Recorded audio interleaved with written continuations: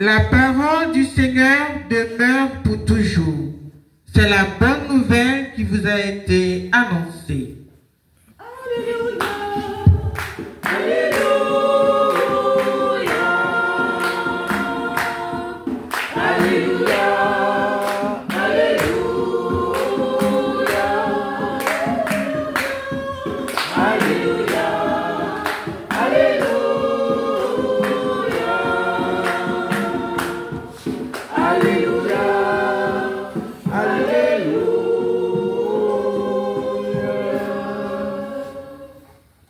Le Seigneur soit avec vous. Et avec votre esprit. Bonne nouvelle de Jésus-Christ selon saint Matthieu.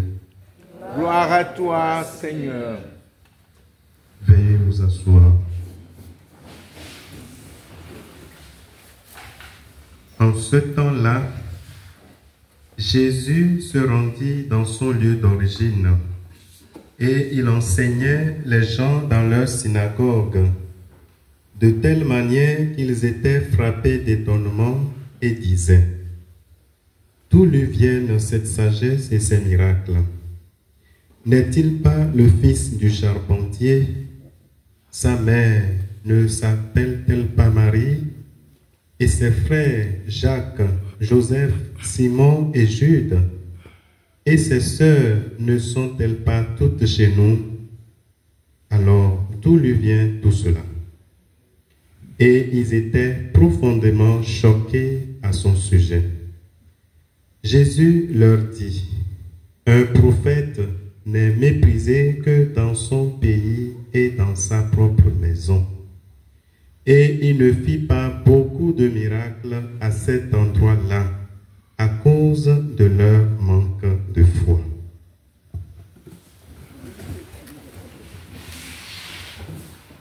Acclamons la parole de Dieu.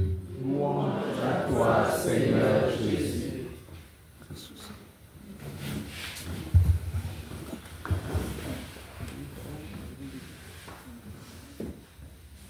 Amour. Charité avec Marie. Amour. Charité avec Marie. Amour. Charité avec Marie. Oui, Marie chemine avec nous. Marie est là, elle nous accompagne.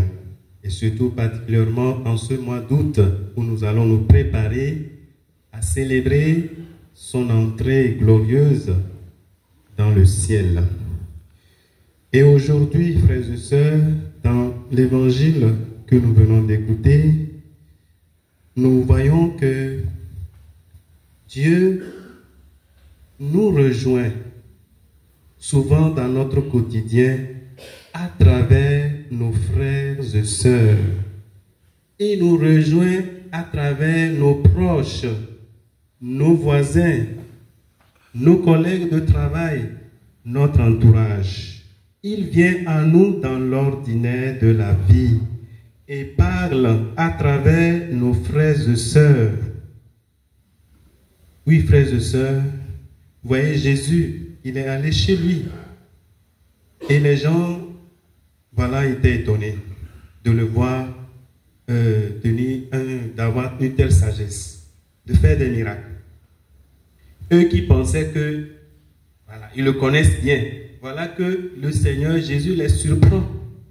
Ils ne connaissaient pas cet aspect de sa vie. Et donc, parce qu'ils étaient tellement habitués à Jésus, ils le connaissaient, ils savent d'où il vient, alors ils sont aveuglés. Cela les a empêchés de découvrir en lui Dieu qui les rejoignait à travers Jésus, Dieu qui leur parlait à travers leurs frères. Et effectivement, Jésus est homme, il a habité parmi nous. Il a vécu notre condition humaine tellement proche de nous qu'on a pensé que c'est un homme ordinaire, alors que c'est Dieu qui visitait son peuple à travers lui. C'est Dieu qui les rejoignait et qui leur parlait. Mais ils ont fermé leur cœur.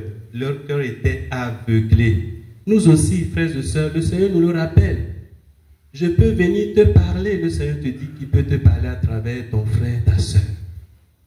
Parfois, on est tellement habitué à nos frères et sœurs que parfois, le Seigneur peut nous parler à travers une parole, un message, une idée.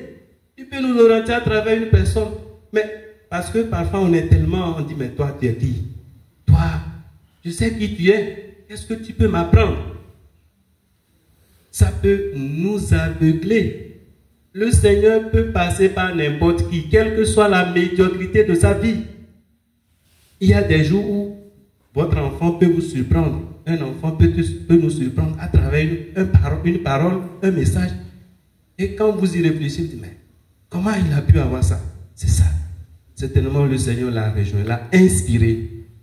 Et ça vaut aussi pour nos frères et sœurs avec qui nous vivons tous les jours, nous côtoyons. Nous sommes tellement habitués à eux que parfois, le Seigneur peut nous passer un message à travers eux. Le Seigneur peut nous ouvrir une opportunité, une faveur à travers eux. Ne serait-ce qu'un geste, une parole qui vont nous... Voilà. Mais il faudrait que nous soyons ouverts, que nous ne soyons pas fermés, que nous soyons attentifs. Parce que le Seigneur peut passer par ces moyens-là. Dieu ne nous parle pas seulement à travers dans la prière, dans les séances de... Voilà. Les séances de prière, les grandes prières. Ce n'est pas seulement là-bas. Ou bien, souvent nous pensons que quand on dit campagne d'évangélisation, quand on dit séance de prière, c'est là que le Seigneur parle seulement. Non. Ah non. C'est vrai, il parle là. Il nous parle dans la prière. Quand nous écoutons la parole de Dieu, quand nous venons à la messe, il peut nous donner un message. Mais il peut aussi nous rejoindre à travers nos frères et sœurs, ceux-là que nous connaissons, ceux avec qui nous vivons quotidiennement et avec qui nous sommes tellement habitués que nous pensons qu'ils ne peuvent rien nous apporter, ils ne valent rien. Parce que, voilà, nous les méprisons. Vous voyez, Jésus a été méprisé dans sa propre, c'est ça il a dit. Un prophète n'est méprisé que dans son pays et dans sa propre maison. Alors, frères et sœurs, soyons attentifs. Parfois, Dieu peut nous parler à travers une parole. On peut la recevoir comme si c'est une remarque, c'est un reproche, mais il faut y réfléchir. Peut-être que ton frère, ta soeur t'a dit quelque chose. Il faut y réfléchir, voir est-ce que ce qu'il a dit, ce n'est pas vrai. Est-ce que ce n'est pas le Seigneur qui me parle à travers lui? Parce que parfois, quand on nous dit une parole qui nous blesse, on est sur la défensive. Alors qu'on ne prend pas le temps de mesurer, de voir que ce qu'il a dit est pertinent et ça m'interpelle, il faut que je change de vie. Alors, frères et sœurs, demandons au Seigneur d'ouvrir notre cœur, de nous rendre attentifs, car lui qui vient à nous parfois à travers nos frères et sœurs, qui nous rendent attentifs pour entendre ce message.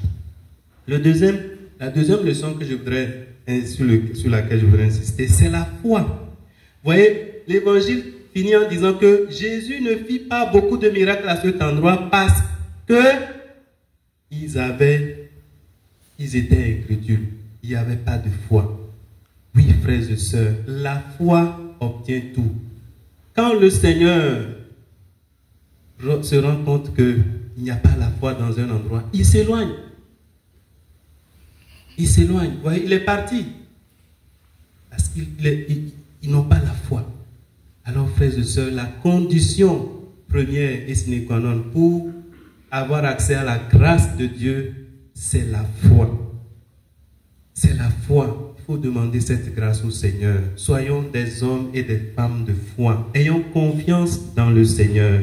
Que ce que nous lui demandons, si c'est sa volonté, il va le faire pour nous. Que le Seigneur augmente notre foi et qu'il dispose nos cœurs à entendre son message à travers nos frères et sœurs avec qui nous partageons le quotidien. Amen.